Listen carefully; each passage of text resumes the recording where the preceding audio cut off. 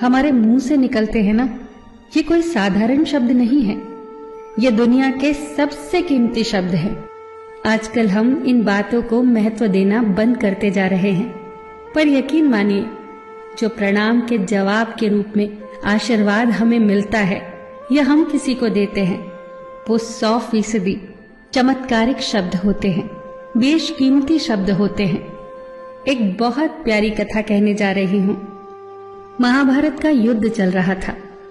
एक दिन दुर्योधन के व्यंग से आहत होकर भीष्म पितामह यह घोषणा कर देते हैं कि मैं कल पांडवों का वध कर दूंगा। इस घोषणा का पता जैसे ही पांडवों को चलता है तो उनके शिविर में बेचैनी बढ़ जाती है। सभी को भीष्म पितामह की क्षमताओं के बारे में पता था, इसीलिए सभी अनिष्ट की आशंका से परेशान हो जाते हैं। तभी श्री कृष्ण द्रौपदी से कहते हैं, तुम अभी मेरे साथ चलो। श्री कृष्ण द्रौपदी को लेकर सीधे पितामह भीष्म के शिविर में पहुंच जाते हैं।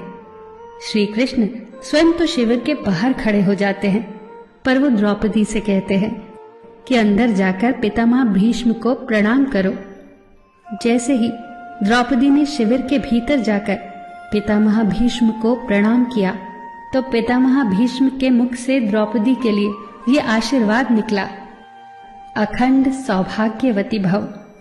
जैसे ही ये आशीर्वाद उनके मुख से निकला, उसी क्षण उन्हें स्मरण हो आया कि आज ही तो उन्होंने पांडवों के वध की घोषणा की थी और स्वयं ही उन्होंने द्रौपदी को अखंड सौभाग्यवती रहने का आशीर्वाद दे दिया। फिर पितामह भीष्म ने द्रौपदी से पूछा, पुत्री, क्या तुम इतनी रात को यहाँ अकेली आई हो या तुम्हें यहाँ श्री कृष्ण लाए हैं? तब द्रौपदी ने कहा, जी पितामह, और वो शिविर के बाहर ही खड़े हैं।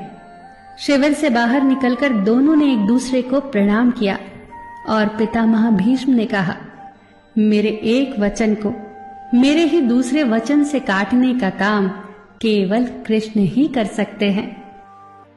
शिविर से वापस लौटते समय श्री कृष्ण ने द्रौपदी से कहा, तुम्हारे एक बार जाकर पितामह को प्रणाम करने से तुम्हारे पतियों को जीवन दान मिल गया है। अगर तुम प्रतिदिन भीष्म, धृतराष्ट्र, द्रोणाचार्य आदि को प्रणाम करती होती और दुर्योधन, दुशासन आदि की पत्नियां भी पांडवों को प्रणाम करती होती तो शायद इस युद्ध की नौबत ही न आती।